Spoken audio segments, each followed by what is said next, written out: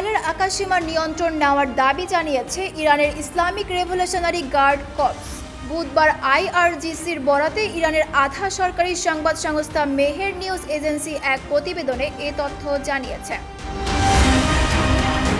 বুধবার ভোরে ইরানের মাটিতে ইসরায়েলি আগ্রাসনের প্রতিক্রিয়ায় হামলা চালানো হয়। এরপর আইআরজিসি এক বিবৃতিতে জানায়, তারা প্রথম প্রজন্মের ফাত্তা হাইপারসনিক ক্ষেপণাস্ত্র ব্যবহার করে ইসরায়েলের অধিকৃত অঞ্চলে আঘাত হানে। এই ক্ষেপণাস্ত্রগুলো ইসরায়েলের শক্তিশালী প্রতিরক্ষার ঢাল ভেদ করতে সক্ষম হয়েছে। আইআরজিসির ভাষ্যমতে আজ রাতের ক্ষেপণাস্ত্র হামলা প্রমাণ করেছে, আমরা অধিকৃত অঞ্চলের আকাশ সীমার উপর পূর্ণ নিয়ন্ত্রণ প্রতিষ্ঠা করেছি। ইসরায়েলের সাধারণ নাগরিকরাও এখন ইরানি আক্রমণের মুখে পুরোপুরি অরক্ষিত।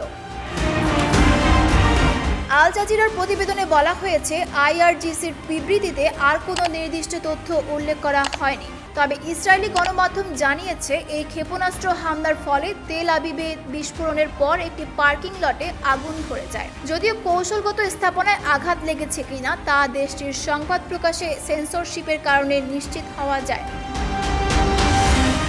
এই বিবৃতিটি এমন এক সময় এসেছে যখন সাবেক মার্কিন প্রেসিডেন্ট ডোনাল্ড ট্রাম্প দাবি করেছেন, ইরানের আকাশসীমার উপর সম্পূর্ণ নিয়ন্ত্রণ নেওয়া হয়েছে এবং দেশটির উচিত নিঃশর্ত আত্মসমর্পণ করা।